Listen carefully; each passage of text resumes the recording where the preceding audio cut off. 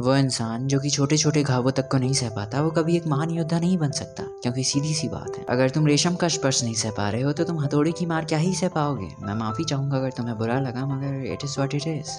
अब इसे किस्मत का हो या कुदरत का फैसला, मगर कई बार हमारे जीवन रूपी जहाज को तूफान भरे समंदर में इसलिए उतारा जाता है ताकि हम काबिल बन सकें। तो अगर तुम्हारा जीवन मुश्किल दौर से गुजर रहा हो तो घबराओ मत, तुम काबिल बन रहे हो। संसार के समंदर में उठने वाली बाधा रूपी लहरों पर सवारी करना सीख रहे हो। Everything is a copy of a copy of a copy. और यही हमारे यूथ की सबसे बड़ी प्रॉब्लम भी है। कोई बैटमैन बनना चाहता है, कोई टाइलर डर्डन, कोई रियान गोसलिंग या फिर और कोई भी लिटरली में टाइप का कैरेक्टर ही ले लो, कुछ भी ओरिजिनल नहीं है, लिटरली कुछ भी नहीं। तो किसी और के किरदार को जीने की बजाय अपने आप पर अधीन होना सीखो ना। जैसे कि ऑस्कर वाइल्ड ने भी कहा था कि be yourself, everyone else is already taken. पुराने ज़माने में हमारे दादा परदादा इस बात को कहा करते थे, और ये बात आज भी उतनी ही सच है कि इज्जत और भरोसा बनाने में सालों साल लग जाते हैं, पर इनके टूटने के लिए पल भर का समय ही काफ़ी होता है। तो अपना हर कदम उठाने से पहले, कुछ भी बोलने से पहले एक बार ज़रूर सोच लेना, वरना बिखरी हुई चीज़ें जुड़कर भी पहले जैसी नहीं हो पाती। जैसे कि संत रहीमदास जी कहते भी हैं, रहीमन धागा प्रेम का मत तोड़ो चटकाए, टूटे फिर ना जुड़े, जुड़े गांठ पड़ जाए।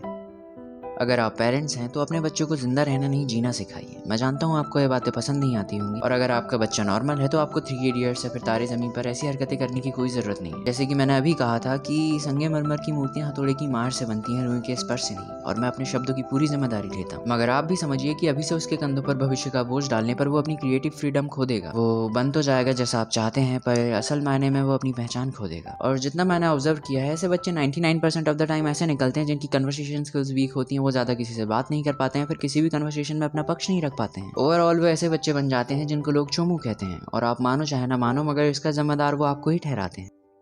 वो डर जिनका तुम सामना नहीं कर पाते, वो आगे चलकर तुम्हारी बंदिशें बन जाते हैं। तो अपने डर पर काबू करो, उनका सामना करो। नहीं तो तुम्हें पानी से डर लगता है, तुम कभी उसके अंदर की शांति महसूस नहीं कर पाओगे। तुम बाइक चलाने से डरती हो, तुम उन लहरती हवाओं को कभी सामने से महसूस नहीं कर पाओगे। तुम हारने से डरते हो, तुम कभी जीत नहीं पाओगे।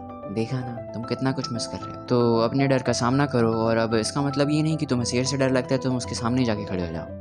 अगर तुम इंस्टाग्राम पर एक्टिव होंगे तो तुम्हें शायद ये पता होगा कि आजकल ये ट्रेंड है कि 2 बजे रात तक जागना है, रील्स ही देखना है, और ज्यादातर इसके चक्कर में ढंग से सो नहीं पा रहे हैं। और ना जाने सब कौन सी डिल्यूजनल दुनिया में सब अपने आप को बैटमैन मान रहा है, और इसके चक्कर में सबकी स्लीप साइकिल बिगड़ी हुई है। यार कम से कम 6 घंटे की नींद तो पूरी करो। तुम अपने आप की वैल्यू नहीं कर पा रहे हो, मगर नींद हमारी जिंदगी का एक सबसे इंपॉर्टेंट हिस्सा है। कम से कम उसकी वैल्यू तो ढंग से करो।